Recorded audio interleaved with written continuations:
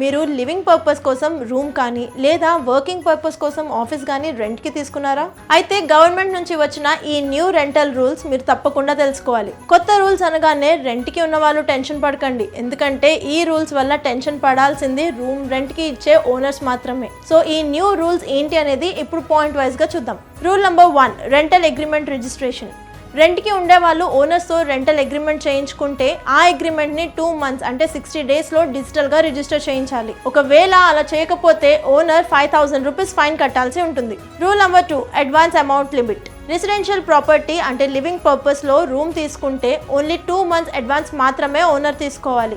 Commercial property అంటే office are working పర్పస్లో room తీసుకుంటే ఓన్లీ 6 months అడ్వాన్స్ మాత్రమే. దీనికంటే ఎక్కువ అడ్వాన్స్ అడిగే రైట్ ఇప్పుడు ఓనర్స్కి లేదు. సో న్యూ హౌస్లో రెంట్కి దిగే వాళ్ళు జస్ట్ 2 months అడ్వాన్స్తో హ్యాపీగా షిఫ్ట్ అవ్వచ్చు. Rule number 3, rent hike rules.